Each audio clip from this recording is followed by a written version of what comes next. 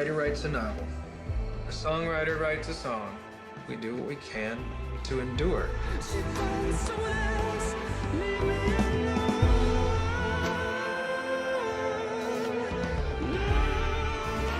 이부를 시작해보겠습니다.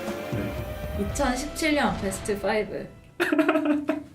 저희가 한국 혹은 미국에서 2017년에 개봉한 영화들 중에 어렵게 5개를 꼽아봤죠. 네, 저희 뭐 각자의 베스트 5 리스트고요. 어쨌든 간에 영화를 본다는 거는 그 해, 그 시간이랑 직결돼 있다고 저는 사실 생각을 해요. 그게 왜 지금 이 영화가 괜찮고 왜 지금 이 영화는 문제적인가에 대해서 얘기를 해볼 필요가 있고, 뭐 감독 개개인이 의도치 않았던라 하더라도 어쨌든 간에 인간이라는 게 사회랑 연결돼 있다는 점에서 서로 영향을 주고받고 그 와중에 형성되는 시대정신 같은 게 있는 거고, 그러한 점에서 뭐 올해 어떤 영화들이 있었는지 좀 꼽아보면서 그런 경향을 살펴보는 것도 저는 좋을 것 같아서 일단은 해보자고 한 거고. 어떤 식으로 공개하고 싶으세요? 5위부터 서로 그냥. 순위가 있어야 돼요? 순위 없어도 돼요? 순위 없어도 되면. 난 순위를 매겼는데? 저는 순위는 생각하지 않았는데. 그래요? 네. 저는 순위 무순위로 할게요. 그냥 하나씩 할게요. 그럼 5위를 얘기해 주시죠. 네. 무순위라는 점을 강조해야겠다. 네.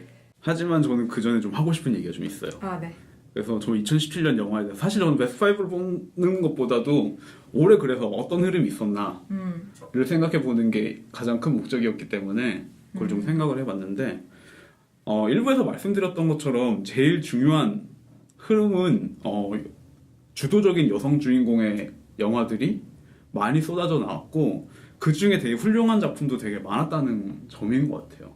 이게 마치 작년 영화에 흑인 주도의 영화가 많았던 이후에 다음 차례는 마치 이제 이번에는 여성의 차례다라고 이야기하는 것 같기도 하고, 또 어떤 의미에서는 이 흐름이 작년에도 이미 있었고 이 흑인 영화랑은 조금 다르게 점점 이건 좀 순차적으로 커졌다는 느낌이 드는 것 같아요. 그래서 제가 그냥 단순히 리스트를 좀 적어봤어요. 올해 개봉했던 영화들 중에 여성 등장인물이 있고 그 인물이 훨씬 더 예전에 비해서 주체적이고 강하다고 생각되는 영화들의 목록을 그냥 적어봤는데, 그냥 읊어보면은 3빌보드 아웃사이드 에빙 미주리, 쉐이프 오브 워터, 엘르, 퍼스널 쇼퍼, 펠리시테, 더 포스트, 플로리다 프로젝트, 레이디 버드, 레이디 맥베스, 마더, 매혹당한 사람들, 팬텀 스레드, 옥자, 로우, 토니 에드만, 더 피치, 서튼 우먼, 20세기 여인들, 제키, 아쿠아리우스, 페이시스 플레이시스, 제인, 그리고 보진 않았지만 배드 오브 섹스, 그러니까 이 한국 제목 뭔지 알아요? 세기의 대결. 세기의 대결. 예. 그리고 원더우먼, 아이토니아, 판타스틱 우먼, 루어, 셀마, 언노운 걸, 콰이어 패션, I'm not a witch, 아바, 콜로설, 러버 포로 데이, 몰리스 게임, 그리고 홍상수 영화도 사실 꼽을 수 있는데 홍상수 영화는 굳이 여기 들어가면 이상한 것 같아서 홍상수 감독은 그런 걸 전혀 신경 쓰지 않았겠죠. 네. 그래서 지금 이 리스트를 꼽아보면 사실은 되게 놀라울 정도로 많아요. 맞아요. 그리고 그 중에 많은 작품들이 되게 많은 주목을 받았고, 사실 제가 부르는 영화는 다 받은 영화는 사실 부른 거기 때문에 이게 진짜 양으로 봤을 때는 더 많지 않았을까? 네, 엄청나다는 생각이 들고, 그런 면에서 작년 흑인 영화의 선전보다 오히려 훨씬 더 강력하다는 생각까지 들어요, 저는. 왜냐면 작년 같은 경우에는 사실 편수를 세워보면은 그렇게 많지 않았거든요. 다만 이제 문라이트라든지 히긴 피겨스, 아니면 I'm Not Your Negro 같은 히트를 친 게 많죠. 네네, 좀 큰 주목을 받은 영화들이 있어서 그렇지. 근데 이거는 저는 그 세력이 점점 꾸준히 불어나고 특히나 점점 폭증하다시피 하는 것 같고, 이 경향성이 그런데도 의외로 거기에 대한 얘기가 많이 안 나온다는 게 오히려 좀 의아할 정도. 얘기가 많이 안 나오나요? 저는 그런 얘기를 너무 많이 본 것 같은데. 그래요? 아니, 제가 그냥 별로 안 찾아봐서 그럴 수도 있는데, 근데 흑인 영화에 비해서는 어쨌든 저는 언급이 별로 안 된다는 생각이 좀 들었다고 느꼈는데, 뭐 아닐 수도 있네요. 네. 저는 그거에 대한 글이나 뭐 언급이 꾸준히 많았던 것 같고 그렇기 때문에 더 많아 보이는 것도 어느 부분 있다고 저는 생각했었는데 또 이렇게 듣고 보니까 실제로 되게 많았구나라는 생각이 드는 것 같고 어떤 면에서는 여성 감독이 만든 영화이기 때문에 상대적으로 더 주목받은 영화도 좀 있다는 생각이 들었고 그런 게 재밌는 흐름이죠. 저는 꼭 부정적으로 보이지도 않고 뭐 좀 주목받으면 어때요? 네. 받을 수도 있지. 받으면 좋죠. 그리고 오히려 그런 면에서는 너무 많아서 메인으로 주목받을 영화가 못 나오는 건가라는 생각도 약간 들어요. 너무 관심이 이제 다 분산되다 보니. 네네네. 예를 들어서 문라이트 같은 경우에 조금 명확했다는 생각이 들거든요.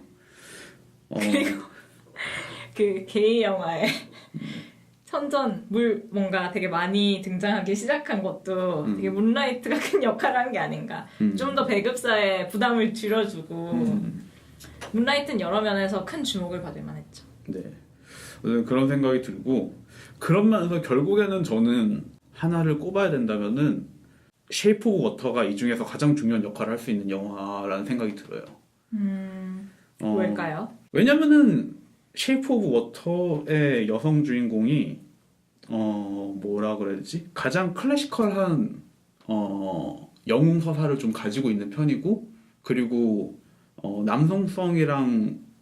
남성성과의 전투에서도 제가 생각했을 때는 주도적인 여성의 모습을 굉장히 잘 보여주는 캐릭터라고 사실 생각을 하고 이 쉐이프 오브 워터의 배경을 보면 어쨌든 간에 이 냉전 시대가 배경인데 그 냉전 시대에 그 남성성으로 가득 찬 그 악인들과의 대적을 일종의 청소부에 불과한 것처럼 보이는 그녀가 한다는 점에서 이게 저는 아래로부터의 서사라는 생각이 들고 보진 않았지만 원더우먼이 신에 가까운 여성 영웅이라면 어쨌든 그 대척점에 있는 캐릭터가 쉐이프 오브 워터의 캐릭터라는 생각이 기본적으로 저는 좀 드는 것 같아요.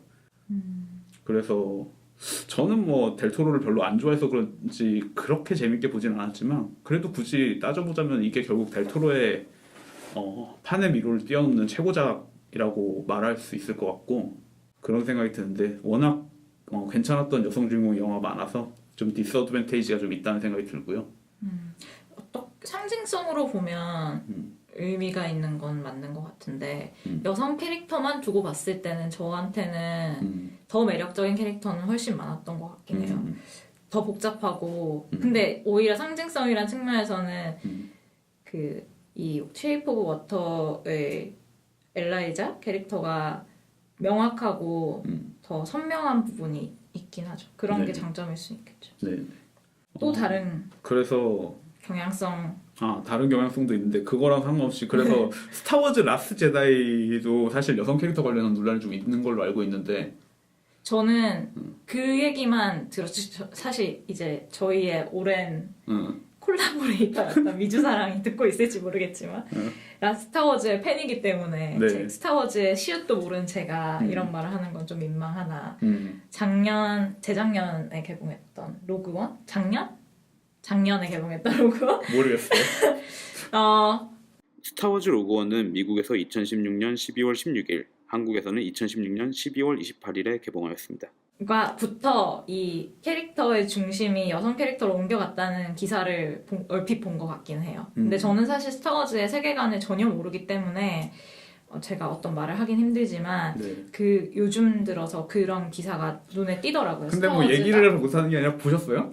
아니요. 그러니까 나도 안 봐서. 그러니까 시읒도 모른다고. 네. 근데 그런 기사 제목을 많이 봤어요. 그러니까 스타워즈도 이제는 여성 중심의 서사로 완전히 방향을 틀었다라는 식의 기사를 많이 봐서. 네. 어쨌든 이 경향성은 굉장히 놀라운 것 같고. 하지만 에일리언 시리즈는 70년대부터 여성 중심이었는데. 네.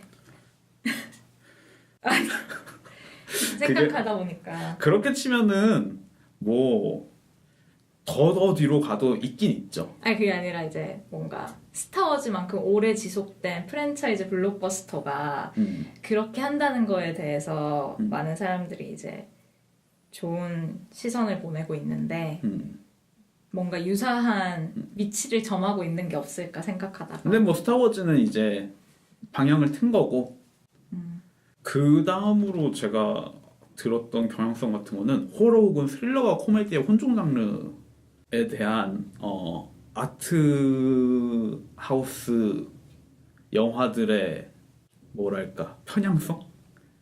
약간 그런 게 있는 것 같아요. 이거는 뭐라고 이름을 붙여야 될지 잘 모르겠어요. 어쨌든 호러라 혹은 스릴러와 코미디의 혼성 장르들이 지금 아트 시네마들의 가장 강력한 경향 중 장르적인 경향으로 보이는데, 근데 딱히 호러, 스릴러, 코미디라고만 말하기에는 또 보통 덧붙여지는 게 매지컬 리얼리즘이랑 유사한 경향성이 보이고. 근데 그게 올해의 경향이라고 할 수 있을까요? 저는 이것도 예전부터 있었지만 올해 호평받는 영화들 사이에 큰 경향성이라는 생각은 좀 들었거든요. 이런 영화들이 어쨌든 매체 반영성은 그냥 거의 빌트인으로 가지고 있는 영화들이고, 그런 면에서 저는 이제 또 생각을 해보면은 Get Out, Killing of the Sacred Deer, Personal Shopper, Phantom Thread, 비가일드, Shape of Water, Mother, 해피엔드, 트윈픽스, 더 스퀘어, 굿타임, 옥자 같은 영화들 어쨌든 이런 종류의 영화라고 생각이 들고, 더 스퀘어도 그런가요? 이 더 스퀘어도 보면은 이게 기본적으로 스릴러와 코미디의 혼성 장르라고 일단은 볼 수 있을 것 같고요. 이거는 제가 약간 좀 억지로 끌어모았다고 생각할 수는 있는데, 제가 사실 생각하는 가장 이 영화들의 가장 큰 특징은 굉장히 심각하고 위험한 상황에서 되게 우스꽝스러운 짓을 하는 거를 보여주는데 생각보다 많은 시간과 노력을 할애하고 있다는 점인 것 같아요. 그래서 그 조합이 귀괴함을 만들어내는 데 제 주관적인 느낌에 감독이 되게 많은 공을 기울이고 있구나 라는 경향성이 이제 종종 보이는 거라서, 이거를 제가 지금 장르로 묶어서 좀 이상한데 그런 의도성을 지닌 영화들은 굉장히 많았다고 생각을 해요. 그리고 아마 결국에는 이 부류의 개척자가 데이빗 린치라는 생각이 어쨌든 들고, 겟아웃이 이런 종류의 시도를 하면서 상업적으로 가장 잘된 영화라서 호평을 받는 건가라는 생각, 그런 어드밴티지가 있는 건가라는 생각이 저는 좀 들고, 어쨌든 그런 경향성이 약간 저는 보이는 것 같고, 또 다른 거는 이제 난민이나 이주민을 다룬 영화가 점점 사회적인 이슈로서 영화에 첨가되고 있다는 건데, 사실 이거는 이것도 예전부터 있던 경향이죠. 예를 들면 제일 대표적인 거는 쿠르드족 출신인 바흐만 고바디의 2015년 나라 없는 국기가 약간 깃발을 꼽았다고, 나라 없는 국기가 깃발을 좀 꼽았다는 생각이 드는데, 갑자기 의도치 않았는데 갑자기 말하다 보니까 워드플레이. 의도하지 않은 워드플레이를 내가 했나라는 생각이 들어서 좀 약간 당황했어. 뭐지라고 하면서 그런 생각이 드는데, 저는 이런 영화들은 잘 몰라서 기억나는 건 몇 개 없었어요. 휴먼 플로우, 언노운 걸, 어너더 사이드 오브 호프, 해피엔드, 시리아의 비가 이런 영화들이 있었을 텐데, 제 생각에 이건 이제 점점 더 많아지겠다 라는 생각이 들어서 올해의 경향이라기보다는 앞으로의 경향이라는 생각이 좀 들었고요. 일단은 경향은 그냥 그 정도가 좀 눈에 띄는 경향이 아니었나라는 생각이 들고, 그 외에 그냥 개인적으로 이제 약간 언급하고 싶은 것들이 있어서, 올해에는 놀라운 데뷔를 하는 감독들이 몇 명 있었던 것 같아요. 가장 이제 대중적으로 호평을 받았던 거는 겟아웃의 조던 필과 레이디 버드의 그레타 거빅이 아마 이제 뭐라고 해야 될까요? 단순히 놀라운 데뷔를 뛰어넘는, 굉장히 성공적인 데뷔를. 그러니까 그걸로는 말이 부족한 것 같아요. 뭐라고 해야 되지? 그냥 마치 우뚝 서버린 그런 인상이 없지 않아 있는데, 그 외에도 좀 저는 제가 개인적으로 그냥 주목하고 싶었던 사람들이 있어서 몇 명 꼽자면은, 저희가 다뤘던 레이디 맥베스의 윌리엄 올드로이드도 올해 데뷔한 감독 중에 뭐랄까 앞으로가 기대되는 감독이고, 그 다음에 프란시스 리, 그 가스온 컨트리의 프란시스 리도 그렇고, 그리고 이 영화는 아직 미국에서 개봉을 안 해서 정확하게 내년 영화인데, 클로이 자우의 더 라이더, 저희가 그 잡담 시간에 잠깐 언급했던 영화인데 이 영화도 지금 데뷔는 아니죠. 두 번째 두 번째 영화네요. 생각해보니까 클로이 자우의 두 번째 영화인데 맞네 데뷔가 아니네 얘는. 너무 개인적으로 언급하고 알리고 싶은 영화라 가지고 제 얘기가 나온 것 같은데 더 라이더 같은 경우에는 일단은 사실 이 영화도 워낙 제 취향의 영화라 가지고 제가 항상 얘기하는 황량함 이미지에 대해서 그래서 사실 BFI에서는 그 40위에 랭크가 돼 있거든요. 더 라이더가 누가 아예 그 베스트 5를 꼽으면서 그 시작을 이렇게 했어요. 내년에 개봉할 영화이지만 이 영화를 일단 뽑아야겠다 라고 하면서 더 라이더를 언급했는데 저도 이 영화가 어떻게 될지 좀 많이 궁금하고 뭐 어떻게 될지 궁금하다기에는 이미 뭐 영화제를 워낙 많이 돌긴 했는데 뭐 어쨌든 저는 개인적으로 기대가 된 영화라서 일단은 올해 경향에 대해서 약간 훑어봤고요. 졸리시죠? 아니요.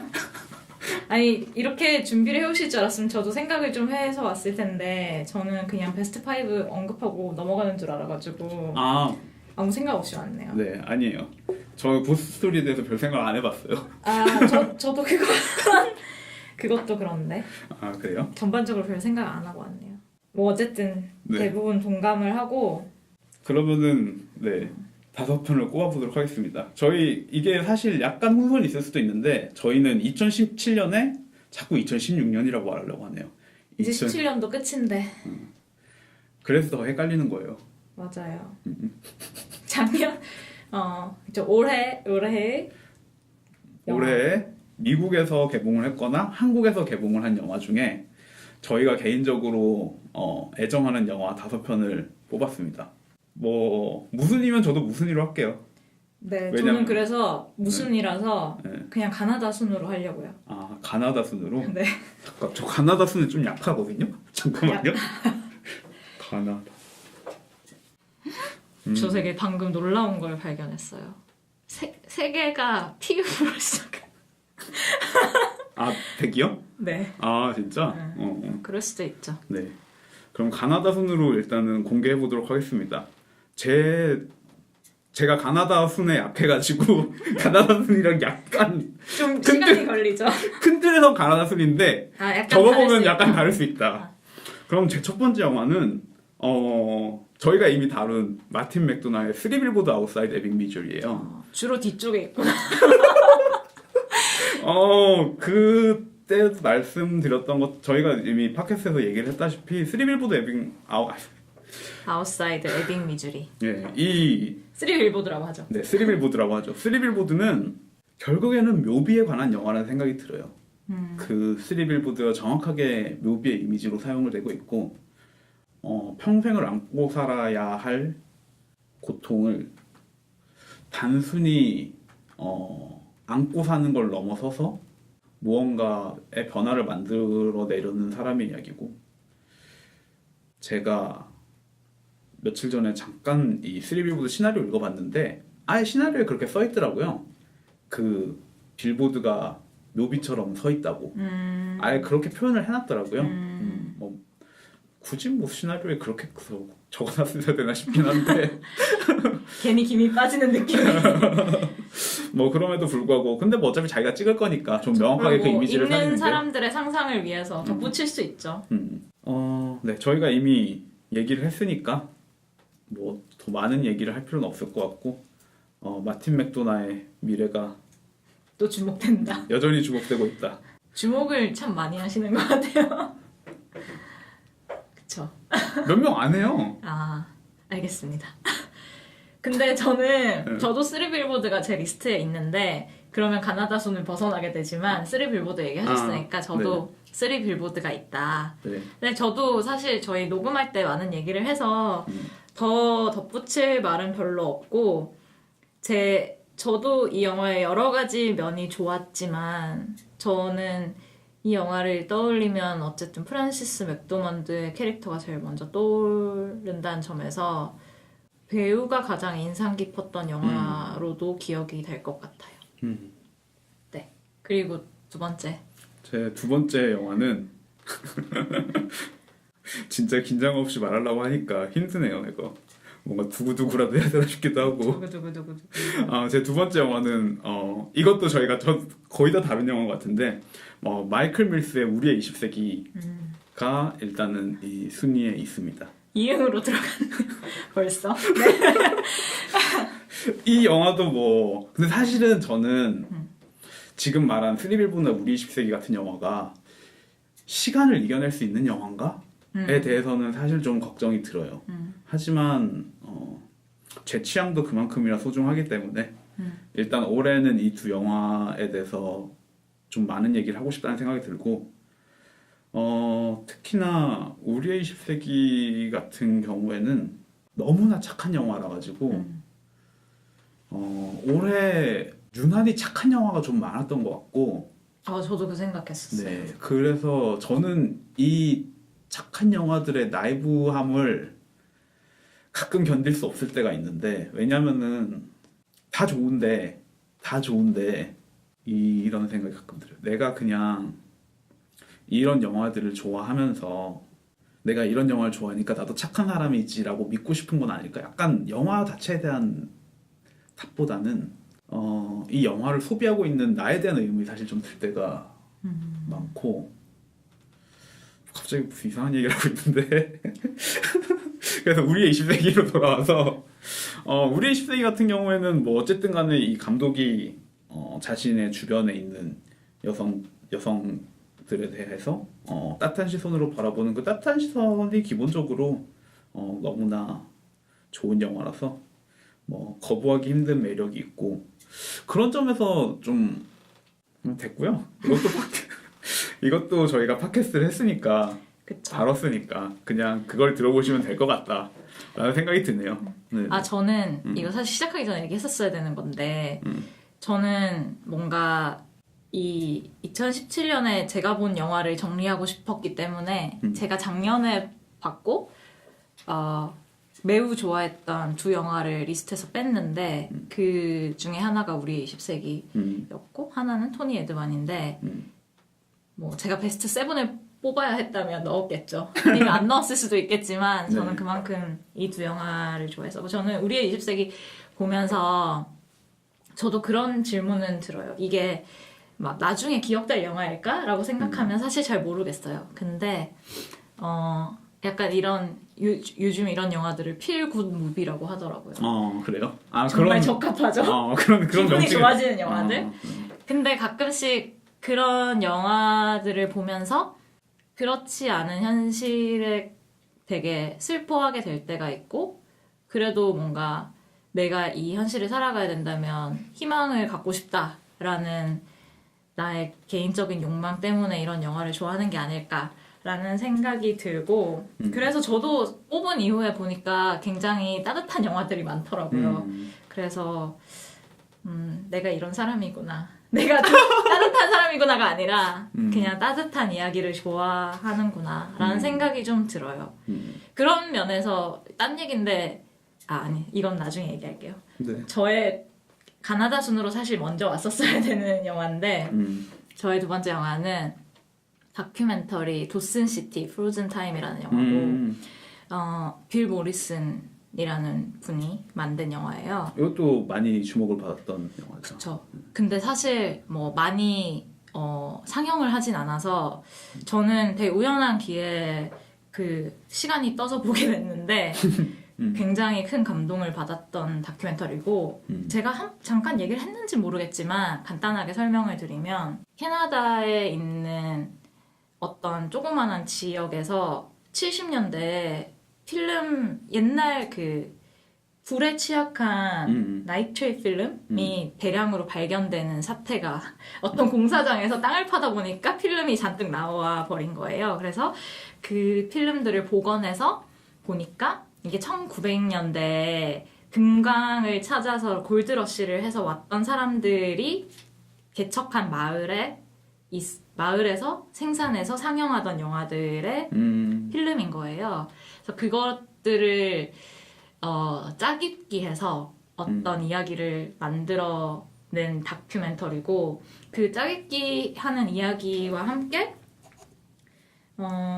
그 골드러시 시대에 대한 어떤 탐구가 들어가 있고 또 하나는 그것들을 발견해서 복원을 해낸 사람들의 그러니까 그 지역 미술관, 박물관 큐레이터와 뭐 이제 미국 정부에서 도움을 주고 했던 그런 과정들을 어떻게 보면 세 가지 이야기를 엮은 영화라고 할 수 있을 것 같아요. 그리고 나레이션이 없고 다 자막으로 돼 있어서 좀 특이한 느낌을 받았는데 그 어떤 면에서는 그 사람들이 발견했던 영화에 더 적합한 형태였을 수도 있겠다는 생각이 들고 중간중간에 찰리 채플린의 그 황금강 시대가 연결돼서 삽입돼 있는데 그런 영화들을 엮어내는 그 재주가 굉장히 탐복스러웠고 또 하나는 그냥 이런 정말 그 시간이 지나면 사그라질 물질들을 찾아내서 기어코 다시 스크린에 불러온다는 행위 자체가 감동적인 게 있어서 저희가 빌 모리슨 영화를 조금씩 몇 개 봤잖아요. 네, 그런 것들의 총체적인 모임이 아니라 뭐지? 집합으로서 보는 내내 굉장히 즐거웠던 이것도 제가 생각하기에는 굉장히 따뜻한 영화의 계열에 속하는 그런 네. 다큐멘터리고 이게 좀 주목을 상대적으로 덜 받아서 말하고 싶었던 것도 있었어요. 아무래도 뭐 다큐멘터리계에서는 뭐 제 생각에는 화제가 되었을 것 같고 그쵸. 네, 이게 아무래도 약간 나뉘어져 있는 면이 있어가지고 사실은 뭐 올해 다큐멘터리를 얘기하면은 뭐 저희가 얘기했던 페이스 플레이스도 그렇지만 뭐 이 다큐멘터리도 그렇고 그 다음에 이제 뉴욕 퍼블릭 라이브러리를 다룬 엑슬리브리스 같은 다큐멘터리 저는 보지 않았지만 사실은 큰 주목을 큰 주목을 받았던 다큐멘터리고 그 외에 제인도 사실 좀 주목을 받았죠. 조나스 메카스가 지금 MMCA에서 레트로스펙티브 회고전 하고 있는데 아무튼 그거 상관없이 조나스 메카스가 네. 무슨 인터뷰를 하는데 누가 이제 페이시스 플레이시스의 마지막 그 고다르와의 장면에 대해서 어떻게 생각하냐 물어봤더니 그건 잘 모르겠고 나는 제인이 최고의 다큐멘터리였다라고 대답하는 걸 봤거든요. 네네. 제인 같은 경우에는 근데 이게 약간 제인은 근데 생각보다 많이 풀리지는 못한 것 같아요. 이게 뉴욕 필름 페스티벌에서 상영을 했어가지고 사실 여기서 좀 봤고 토론토에서도 상영을 해서 거기서 좀 봤는데 큰 틀에서는 그러니까 전 세계의 배경에서는 약간 다른 다큐멘터리에 비해서는 좀 약한 것 같고 주목도는 그 외에 사실은 이제 그 난민과 관련된 걸 다룬 다큐멘터리들이 사실 굉장히 많은 주목을 받았죠. 제가 잘 몰라서. 그 빌 모리스는 제가 페이스북을 팔로우를 하는데 그 도슨 시티가 언급된 그 연말 리스트가 있으면 다 링크를 걸어요. 그래서 막 너무 기쁘다 뭐 이런 식으로 코멘트를 해서 그 기사를 다 링크를 해놓는데 링크에 들어가 보면 항상 그게 뭐 베스트 10을 뽑으면 10 밑에 어너러블 멘션에 들어가 있거나 뭐 베스트 12를 뽑으면 항상 그 밑에 어너러블 멘션에 들어가 있거나 항상 조금씩 못 미치는 것 같아서 아쉬운 마음에 제 베스트 5에 가감하게 넣어봤습니다. 좋네요. 세 번째는 저는 이제 세 번째 영화는 루카 구아다니노의 콜미 바이 유 네임이고요. 제가 괜히 가나다 순을 하자고 해서 이런 시련을 남겨드려서 죄송한데요. 네, 하시죠. 점점 바보가 되고 있는 것 같아 내가. 사실은 제 리스트에서 유일하게 저희가 다루지 않은 영화예요. 하지만 잡담 시간에 무수하게 많이 이 영화에 대해서 얘기한 것 같아서 조금 민망한데 조금 더 세게 얘기하자면은 이 영화는 시체에 관련된 영화라고 생각을 하고 꿈에 관련된 영화 혹은 시체 혹은 유령에 관련된 영화라고 저는 사실 생각해요.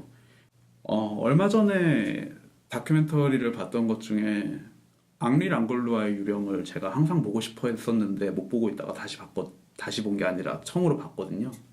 그러면은 이제 영화에 대해서 비유를 하는 것 중에 아마 가장 강력한 비유는 아마 그림자 놀이라는 것일 것 같아요.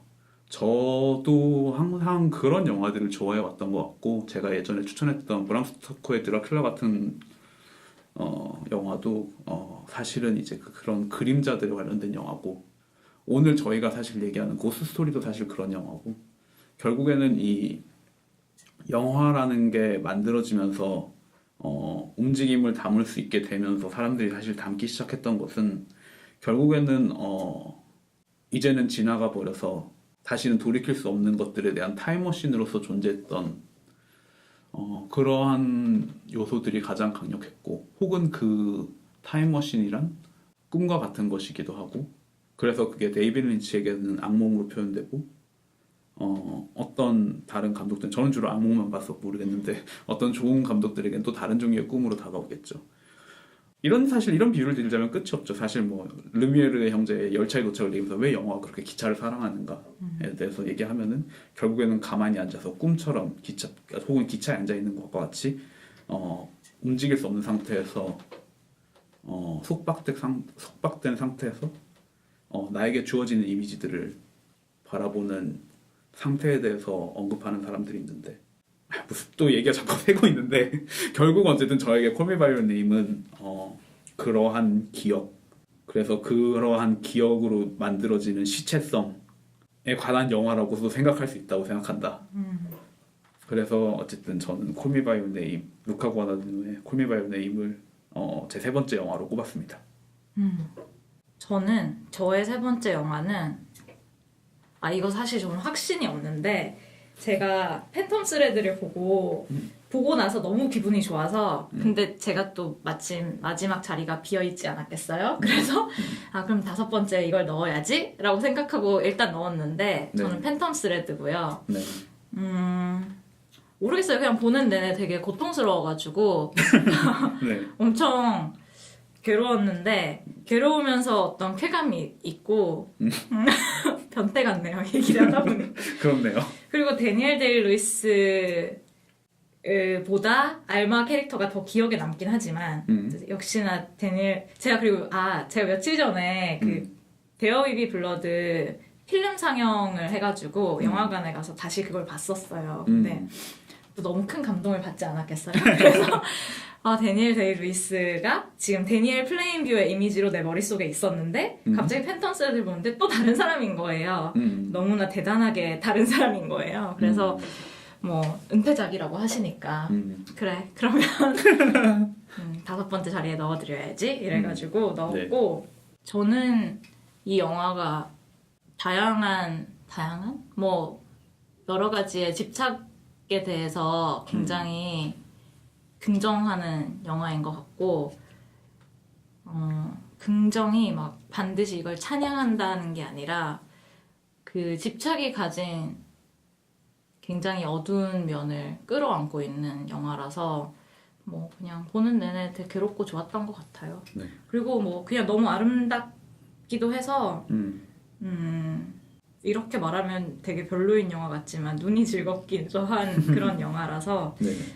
아니 뭐 그게 왜 별로예요? 기본적으로 그쵸. 영화가 눈이 즐거운 이미지죠. 영화는 중요하죠. 네.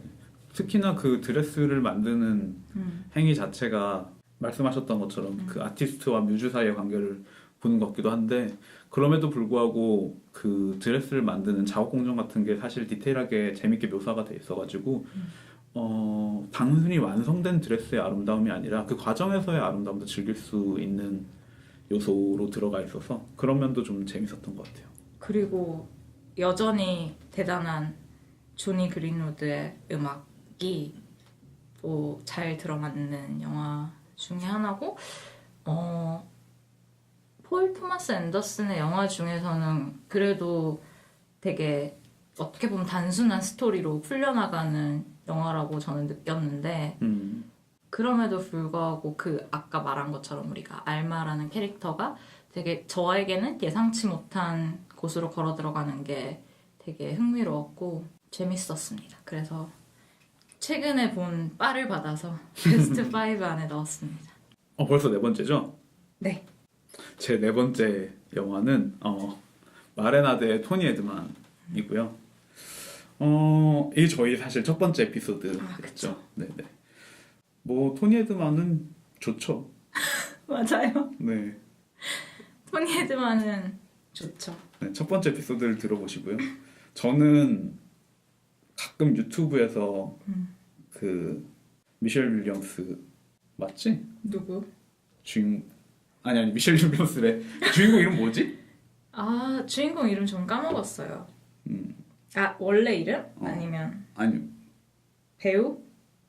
배우 이름이든 캐릭터 이름이든 잠깐만요. 미셸 윌리엄스 갑자기 왜 나왔어요? 근데? 몰라. 미셸 윌리엄스 산드라 휠러고 월 이름은 아네스인가? 이네스. 이네스. 몰라 미셸 윌리엄스 왜 나온지. 너무 좋아해서 갑자기 나. 서트우먼 때문인가? 아무 상관도 없는데 갑자기 제가 서트우먼을 꼽을까 말까 좀 고민했었거든요. 뭐 애니메이. 근데 그거랑 하고 원래 제가 이름 잘 기억 못해요. 미셸 윌리엄스랑 저는 사실 이 여자가 사실 솔직히 말하면 동의 안 하겠지만 닮았다고 생각해요. 전혀 동의할 수 없고. 네. 생긴 게 닮았다고 생각하고요. 이 아버지 이름 뭐지? 어쨌든 토니 에드만. 어머. 아니 그럼 가짜 이름이 아닌가? 아니에요. 가짜 이름인가? 가짜 이름이야 토니 에드만은. 진짜 이름을 안 쓰지. 네가 이 영화 제목을 짓는다고 생각해봐. 윈프리드. 이네스와 아빠. 윈프리드가 그 불가리아 대사관 같은 데 가가지고 파티에서 그 노래 부르는 장면을 저도 찾아보는데 유튜브에서 올라가 있잖아요. 되게 자주 봐요. 자꾸 그래서 계속 보니까 계속 추천 영상에 떠요. 다시 보게 뜨는 거지. 어쨌든. 아니 추천 영상에도 떠요. 그래? 네. 어쨌든 그걸 저 자주 보는데 제가 노래를 그냥 불러드릴게요. 아니 괜찮을 것 같은데. 농담이고. 명장면이죠. 네, 명장면이고. 그 영화도 죽음의 그림자가 드리워져 있잖아요. 네. 좀 좋아하시는 영화가 전부 다 죽음의 그림자가 심지어 우리의 20세기도 엄마 죽고 나서 회고하는 내용이잖아요. 대박. 소름. 맞네. 어둡네요 아주. 진짜네. 내 경향성도 알았네 이제. 그쵸. 네. 그래서 토니 에드만은 뭐 너무 좋고요. 저희 팟캐스트 일부를 들어보시고요. 그래도 되게 좋아하신 영화를 음. 우리가 팟캐스트에서 많이 다뤄서 되게 뿌듯하네요. 근데 좋아해서 다룬 거잖아요. 정확하게는. 뭐 그럴 수도 있지만 뭐. 심지어 쓰리빌보드 같은 경우에는 그러네. 개봉도 안 했는데. 개봉도 안 했는데 내가 무조건 이건 해야겠다고 한 거고. 그러네요. 네. 우리 20세기도 하려고 기다리고 있었고 뭐 사실은 뭐 네. 지금 콜미 바이 유 네임이 빨리 한국에서 개봉을 기다리고 있고요. 그래서 토니 에드만 같은 경우에는 결국에는 그 장면과 기억에 남는 거는 그 아버지의 탈이죠. 그리고 사실은 이 토니 에드만의 카피라이신 가족이란 누가 보지 않으면 내다버리고 싶은 존재다라는 문구도 뭐 저는 사실 재밌어하는 문구고요. 그 원래 기타노 다케시가 했던 건데 이 영화는 우리가 그때 팟캐스트에 언급했던 것처럼 한쪽은 계속해서 자신을 드러내고 다른 한쪽은 계속해서 자신을 감추면서 다가가는 이야기고 그 과정에서 계속해서 자신을 감추면서 남겨진 유산에 관한 이야기고 그래서 마지막에 가면은 결국엔 그 할머니가 돌아가셨을 때 마치 그 싸늘하게 전시되어 있는 과거로부터의 유산들 사이에서 자신이 어떻게 서 있을 것인가에 대해서 고민하는 영화이기도 하다는 생각이 들어요. 뭐 그렇습니다. 팟캐스트 일부를 들어보세요. 토니 헤드만은 사실 많은 사람들이 더 많이 봤으면 좋겠다는 생각이 드는 영화인 것 같아요. 뭔가 한국에서 너무 주목을 못 받아서 그런가요? 답답하고 개봉도 사실 하고 쓱 사라진 느낌이 들어서 아쉽고 뭐 이건 마케팅의 차이일 수도 있는데 뭐 크게 언급이 안 됐다라는 아쉬움이 들고 뭐 물론 올해 말에 뭐 시내 21이었나? 그래서 뽑은 뭐 올해의 영화, 뭐 해외 영화, 올해의 한국 영화 거기에 토니 에드만이 당당히 들어가 있는 걸 보긴 했는데 어쨌든 뭔가 보면 좋은 영화다. 저의 네 번째 영화는 저는 Faces, Places를 뽑았어요. 왜냐면 저는 이 영화 안에서 이 JR과 바르다가 돌아다니면서 하는 거 자체가 어쨌든 사라질 이야기를 기록하는 건데 그게 영화라는 매체에 기록된다는 게 결국은 이게 막 영원할 것 같지만 사실 그렇지 않고 그렇죠. 그게 그들이 만드는 종이 벽화랑도 되게 유사한 것 같고 그래서 저는 그 영화에서 제일 좋았던 부분은 해변에 그 바르다의 오래된 동료의 사진을 바위에 그 벽화를 붙여놓는데 하루 만에 그게 뭐 파도에 씻겨서 없어지는 부분인데 그 영화가 하고 있는 일도 되게 비슷하다는 생각이 들고 그렇게나마 잠시 우리의 기억 속에 이 사람들을 남겨놓는 것만이 뭐 지금 할 수 있는 것이다 라고 얘기하는 것 같아서 가슴이 아프면서 따뜻하고 그래서 영화 한 장면 한 장면이 약간 오히려 이게 사라질 미래를 계속해서 생각나게 하는 메멘토 모리 같다는 생각도 들었고 그래서 보는 내내 뭔가 감동이 있고 모르겠어요. 그냥 아네스 바르다의 매력인 것 같기도 해요. 그 목소리와 떨리는 할머니 목소리와 그 둘이 서로에게 어떤 선물을 주려고 하는 부분도 재밌었고 JR이 영화에서 얘기를 한 건지 뭐 어디 인터뷰에서 얘기를 한 건지 모르겠는데 옛날부터 나이 많은 사람들과 잘 지냈다라는 얘기를 하는데 그 영화에서도 했어요. 아 그렇구나. 네. 그런 영화예요. 그냥 되게 뭔가 힙스터 같은 문화와 라이프 스타일을 할머니가 만나서 뭔가 어떻게 보면 이도저도 아닌 게 나올 수도 있는데 저는 그 이도저도 아님조차도 좋게 봤고 아까도 말씀드렸지만 아네스 바르다의 이전 작과 연결해서 봤을 때 더 이 사람에 대한 존경 같은 게 좀 생겨서 그쵸. 저는 굉장히 좋게 봤습니다. 네. 마지막. 네. 대망의. 사실은 제가 이게 의도치 않았는데 1위예요? 1위기도 하고 3빌보드랑 우리 20세기만 뒤집으면은 이게 정확하게 5, 4, 3, 2, 1 순위로 지금 그렇구나. 제가 얘기를 하게 됐어요. 네. 그래서 저한테 올해 가장 좋았던 영화는 올리비에 아사야스의 퍼스널 쇼퍼인 것 같아요. 네. 죽음이 짙게 깔려서 그런 것 같습니다. 어쨌든 죽음이 없으면 영화가 안 되고요. 영화가 그런 거잖아요. 아까 그쵸. 말씀하셨다시피 유령을 기록하는 거죠. 네. 그리고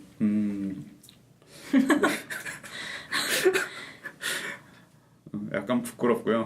저희가 올해 초에 했었죠. 네. 이것도 팟캐스트에서 얘기했고 그때 크리스틴 스튜어트가 네. 뭐 하는지 모르고 와 있을 때 녹음을 했죠. 네.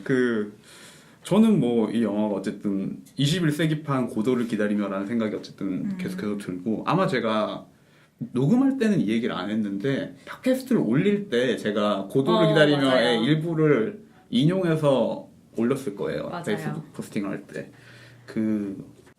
무언가를 끊임없이 기다리고 있고 자신을 찾기 위해 동시에 떠돌아다니고 있고 결국에는 인간이 자신의 공허만 맞이했을 때의 공포가 가장 현대적인 방식으로 표현되어 있는 영화라고 생각을 하고 그리고 이번에 사실 이건 약간 딴 얘기인데 고스트 스토리를 보면서 이 영화가 퍼스널 쇼퍼와 다키스타워와 덩케르크의 관계가 있다면은 네.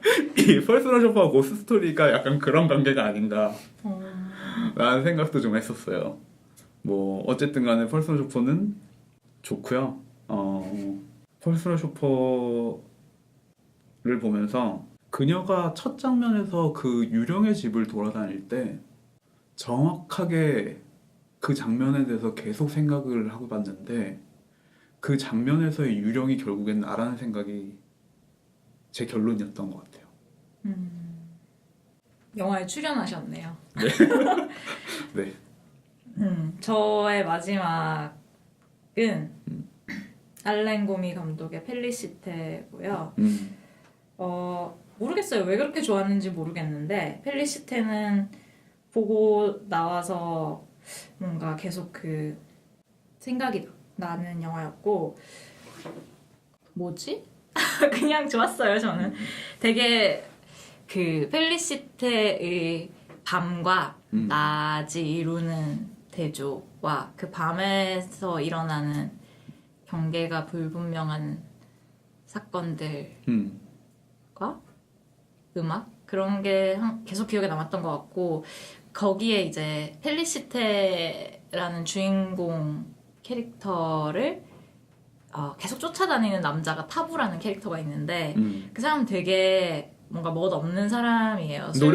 너무 노력해. 너무 노력하고 멋이 없고 일단 뭐 술 마시면 개되고 막 여러 여자랑 자고 그치만 펠리시테를 너무 좋아하고 뭐 그런 사람인데 뭐 변변하게 냉장고도 못 고치는 그런 사람인데 맨날 이렇게 늘어난 러닝 셔츠 입고 다니고 근데 그 사람이 이제 영화 중반부쯤에 그 나레이션을 하거든요. 펠리시테에게 고백 비슷한 나레이션을 하는데 그게 굉장히 시적이에요. 시를 읽는다는 생각이 드는데 가장 어떻게 보면 세속적이고 멋없는 사람의 목소리에서 나오는 가장 아름다운 시라는 생각이 들어서 그 부분이 굉장히 저는 감명 깊었던 것 같고요. 알렌 구미 감독이 너무 멋있어서 약간 버프를 받았다는 생각도 좀 드는데 모르겠어요. 저는 뭐 주목을 많이 하지 않지만 알렌 구미 감독의 영화는 앞으로 주목하겠다라는 생각을 하게 됐고 네, 선언하시고 그쵸. 네. 모르겠어요. 이게 사실 한국에서 개봉을 할까요? 네. 네, 뭐 전주에서는 상영을 한번 했었고 아니다. 전주에서 이미 틀었기 때문에 오히려 더 위험할 수 있을 것 같아요. 너무 시간이 지나버렸나요? 아니요. 시간은 어차피 1년, 2년 두는 건 근데 뭐 어차피 이건 감이라서 근데 약간 안 되겠다 싶은 생각도 사실 뭐 한국에서 큰 관객을 끌어들일 법한 요소가 있는 영화는 아니지만 저도 사실 처음에 그냥 그 영화 설명 세 줄 이렇게 적혀 있는 걸 읽었을 때 아무 감흥이 없었거든요. 근데 우연한 기회에 보고 너무 좋아하게 된 영화라서 뭐 언급을 하고 싶었고요.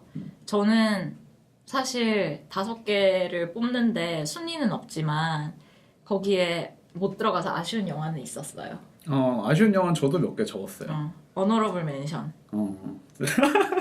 네, 저는 특별 언급을 하자면은 일단 사실은 우리의 20세기를 제끼고 테롤 하이워터를 처음에 로스트 인 더스트가 들어가 있었는데요.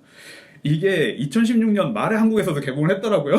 말이구나. 네네네. 그래서 자격이 안 되는 거예요. 자격 미달. 네. 자격 미달로 안타깝겠지만 뭐 죽음과 황폐한 풍경 이 두 가지가 제가 결국에는 저 영화를 좋아하게 만든 요소라면은 그러네요. 네, 이 황폐한 풍경을 가장 잘 다뤘던 영화 중에 하나가 아닌가.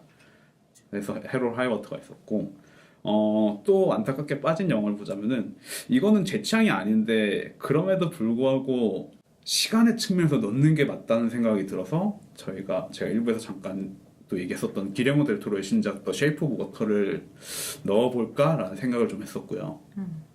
근데 하지만 이거는 제가 사실 별로 개인적으로 안 좋아했으니까 이건 내 리스트라서 일단 생략.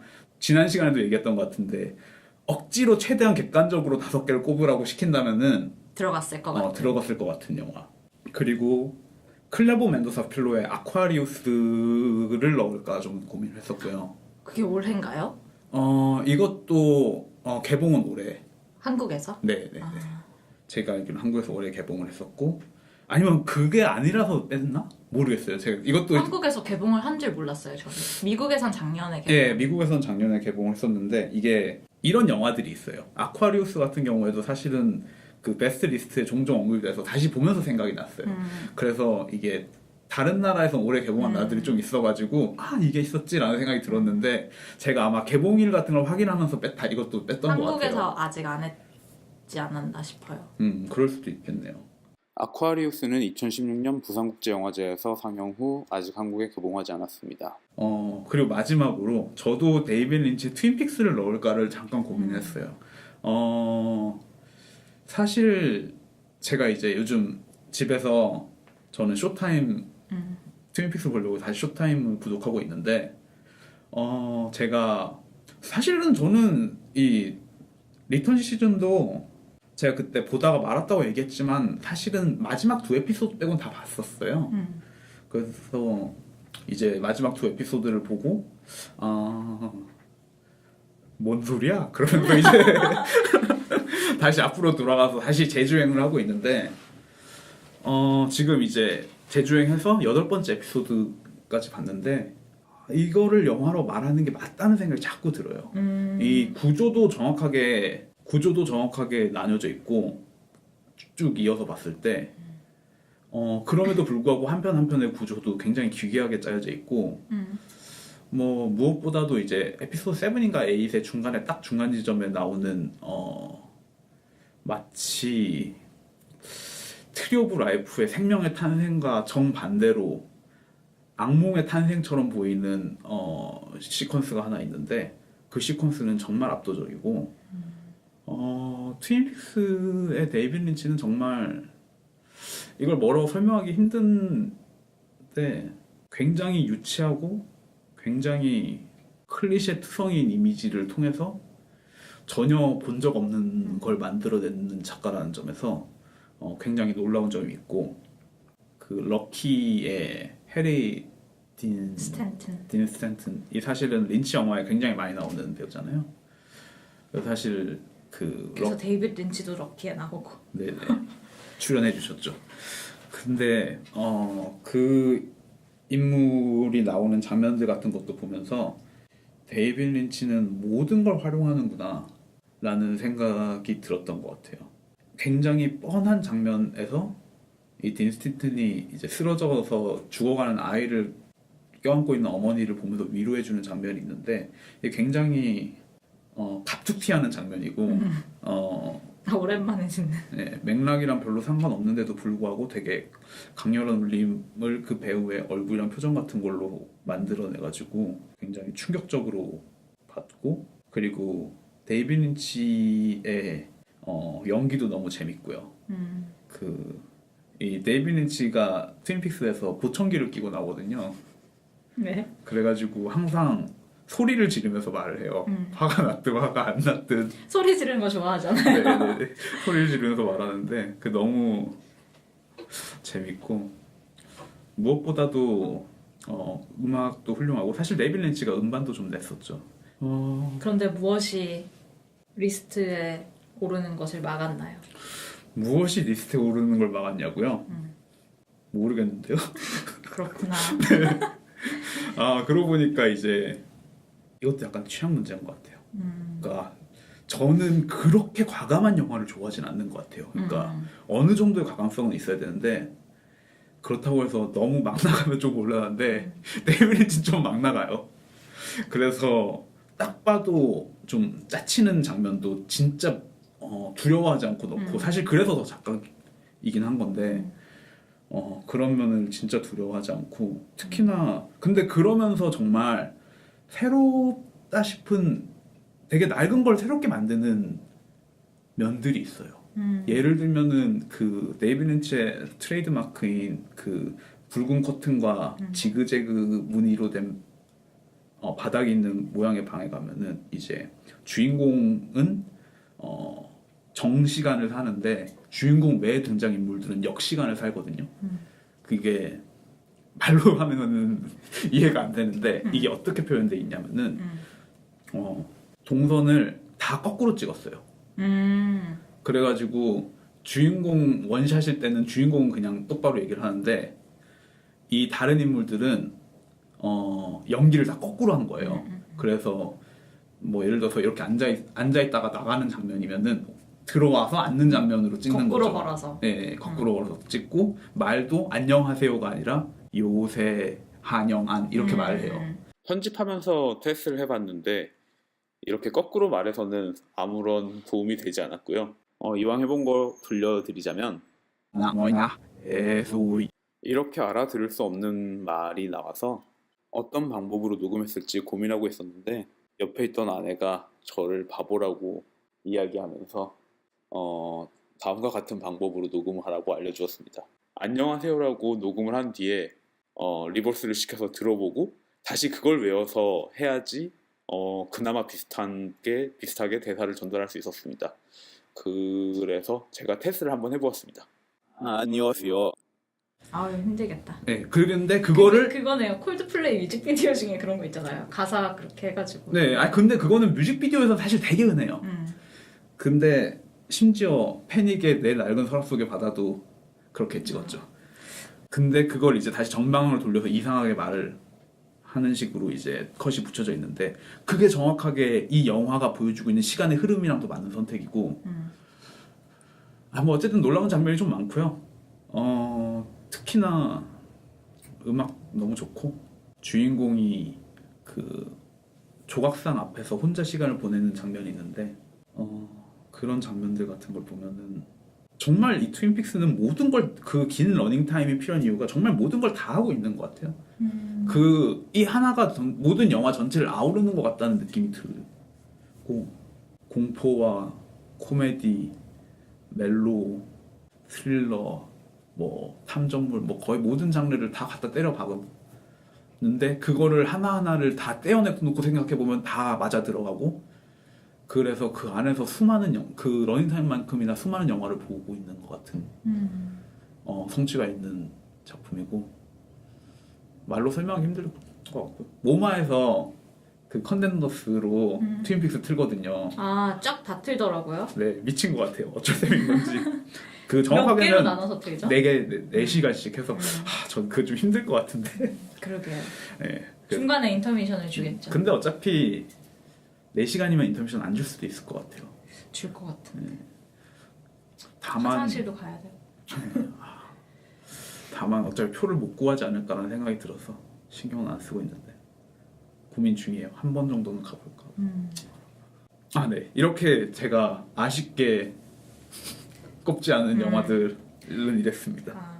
저는 사실 뭐 아쉽게 꼽지 않았다기에는 그냥 앞에 말한 5개를 더 좋아해서 꼽지 않은 건데 그래도 뭐 그거야 누구나 그렇죠. 아니 그래도 이제 기준 때문에라든지 뭐 그런 게 저는 기준 때문에 못 뽑은 거는 제가 올해 여기에서 봤지만 여기에서도 정식 개봉하지 않았고 한국에서도 정식 개봉을 하지 않았고 전주영화제에서 올해 한 번 상영했던 것 같은데 제페니즈 걸스 네버다이라는 영화가 저는 굉장히 좋았어요.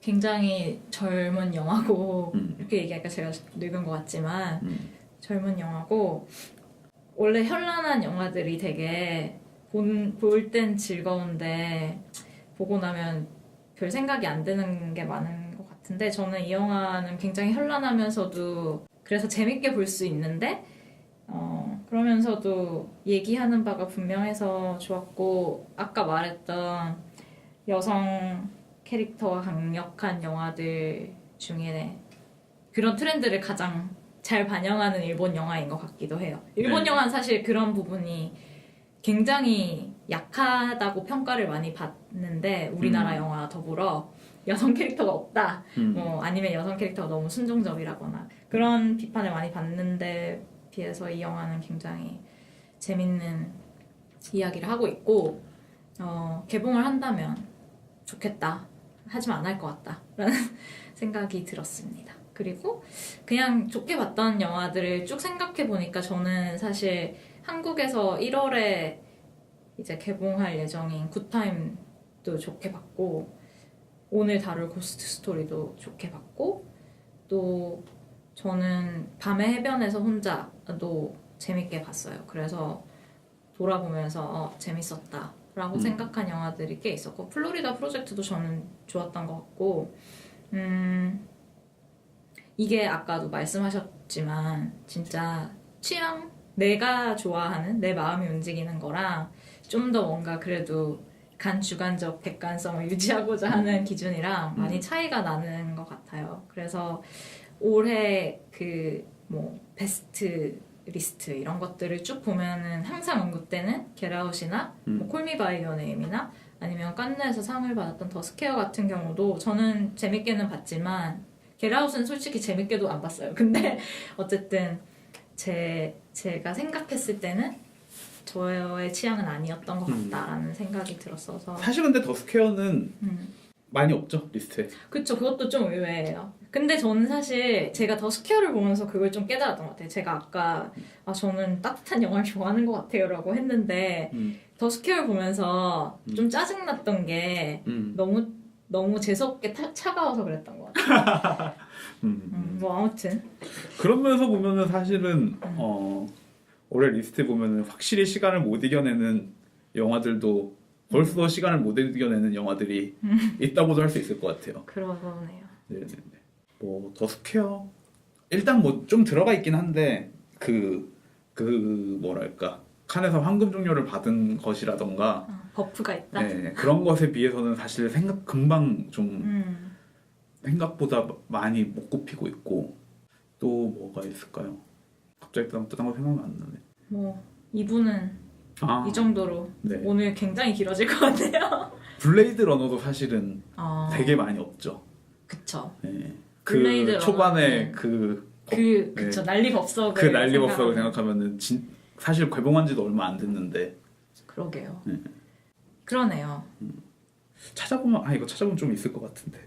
뭐 어쨌든 안 찾아봤기 때문에 혹시나 제가 찾아볼지도 모르겠습니다. 다음에. 그런데 쓱 봤을 때 없는 건 일단 많이 없다는 거. 네네.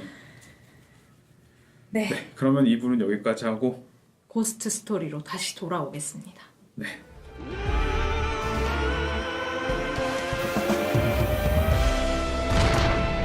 We build our legacy piece by piece, and maybe the whole world will remember you, or maybe just a couple of people, but you do what you can to make sure you're still around after you're gone.